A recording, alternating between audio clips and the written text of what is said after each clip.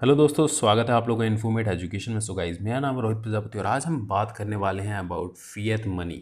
Fiat money के बारे में बात करते हैं। Let's go. So fiat money refers to the currency that has no intrinsic value and is not backed by any physical commodities like gold और silver. जो भी करेंसी जिसकी अपने आप में खुद में एक वैल्यू ना है, साथ साथ वो किसी भी physical commodity like gold and silver के द्वारा बैकिंग भी नहीं देता है कि मान लो आप कल को इतने हज़ार रुपये या फिर इतने हज़ार डॉलर लेके गए और उसके बदले आपको गवर्नमेंट ने या फिर जो भी आपकी सेंट्रल बैंक हैं या बैंक्स हैं उन्होंने आपको गोल्ड दे दिया, वो भी नहीं है। तो वो सिर्फ अपने आप में कोई वैल्यू नहीं रखता। अब उसकी वैल्यू चल कैसे रही है फिर वो, है ना, वो नोट कैसे चल रहा है, वो करेंसी कैसे चल रही है। So instead it's value is derived from trust and confidence that people place in issuing government और सेंट्रल अथॉरिटी। सो जो भी उस देश की गवर्नमेंट या सेंट्रल अथॉरिटी है वो नोट जारी कर रही है, लोगों का भरोसा है उस गवर्नमेंट अथॉरिटी में, उसके बेस पे ही वो करेंसी या वो नोट चल रहा है। तो दैट इज़ फिएट मनी। समझ गए? की कैरेक्टरिस्टिक्स क्या है फिएट मनी के? Just very simple, no intrinsic value, अपने आप में कोई वैल्यू होल्ड नहीं करता है लाइक गोल्ड और सिल्वर की तरह, है ना। Fiat money has value only because government maintains is value, सरकार दे रही है गारंटी तभी वो चल रहा है।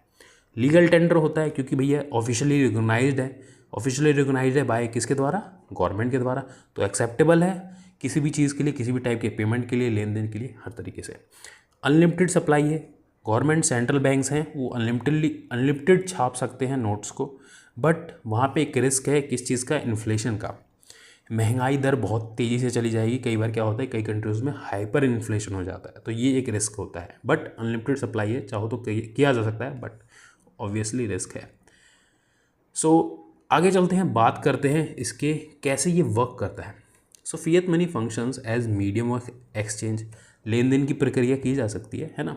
अगर आपको कोई सामान खरीदना है, कोई डायरी खरीदनी है, आपने 100 रुपये दिए या 200 रुपये, जो भी उसका प्राइस उन्होंने मेंटेन किया हुआ है, आपने उसको दे दिया और आपने डायरी ले ली, तो मीडियम ऑफ एक्सचेंज हो गया। अ यूनिट ऑफ अकाउंट, अब ये भी डिसाइड किया जा सकता है कि मान लो किसी एक प्रोडक्ट की कितनी कीमत है, किसी एक सर्विस की कितनी कीमत होनी चाहिए, तो वो किस टर्म में हो जाएगा? उस फिएट करेंसी के या फिएट मनी के टर्म में हो जाएगा। फॉर एग्जांपल के तौर पे ले लो रुपीज़ या फिर यूएसडी डॉलर, है ना। तो उसके टर्म में आप डिसाइड कर लोगे कि दो डॉलर में मैं ये डायरी खरीदूंगा, ये उसकी प्राइसिंग हो गई। तो ये हो गया एक चीज़। देन आ जाता है स्टोर ऑफ वैल्यू, तो उसको आप स्टोर भी कर सकते हो ना। अब आप अपने बैंक्स में रुपीज़ करेंसी रखते हो ना, पैसे रखते हो, रुपए रखते हो।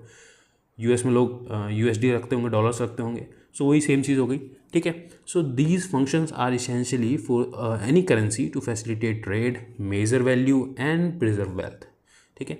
Government and central bank regulates its issuance and control to maintain economic stability.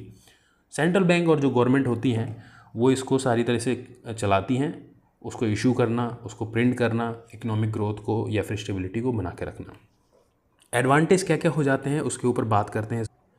सो सबसे पहली चीज़ है फ्लेक्सिबिलिटी इन मॉनेटरी पॉलिसी। काफ़ी हेल्प करता है सेंट्रल बैंक और गवर्नमेंट को fiat money to maintain a good monetary policy. Central banks can easily adjust the money supply to manage the inflation, unemployment and economic growth.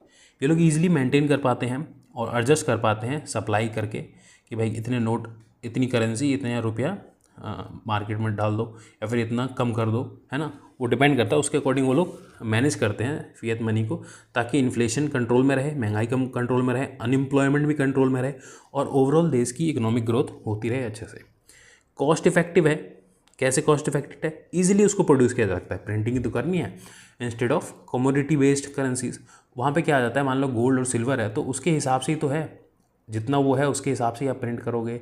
या फिर अगर currency या फिर अगर आप कॉइन चला रहे हो गोल्ड और सिल्वर के बेस पे, तो वहाँ तो लिमिटेशन है ना, लिमिटेड है वो चीज़। बट यहाँ पर प्रोड्यूस किया जा सकता है अनलिमिटेड लेवल में, ठीक है। तो कॉस्ट एफिशिएंट भी है, सस्ते में प्रोड्यूस भी हो जाता है, ज़्यादा कुछ करना नहीं है। ग्लोबल एक्सेप्टेंस है, widely all over the world in चीज़ों को एक्सेप्ट किया जाता है। सो इंटरनेशनल लेवल पे ट्रेड करना भी इसमें ईजी हो जाता है। आगे चलते हैं, बात करते हैं डिसएडवांटेजेस क्या क्या हैं इसमें। सो इन्फ्लेशन रिस्क, जैसे कि मैंने बताया कि इन्फ्लेशन बहुत हो सकता है अगर अनलिमिटेड वे में छापना शुरू किया कर दिया जाए करेंसीज को। हाइपर इन्फ्लेशन हो सकता है as seen in many countries.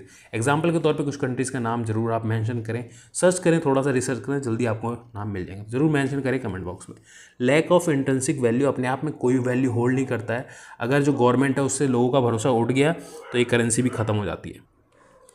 Example के तौर पे देख लेते हैं कौन कौन सी करेंसी हो सकती है। यूएसडी है, आईएनआर है, यूरोज़ हैं, ठीक है। These are some of the examples, they are many more fiat currencies. जरूर मेंशन करें कमेंट बॉक्स में। अच्छा, कुछ कंपैरिजन देख लेते हैं फिएट मनी और कमोडिटी मनी का। बैक्ड बाय फिएट मनी क्या होता है कि गवर्नमेंट का ट्रस्ट होता है, उसके द्वारा चलती है। बट कमोडिटीज़ में क्या होता है कि गोल्ड एंड सिल्वर है, उसकी अपने आप में ही वैल्यू है, तो वो उसके जरिए चलती है।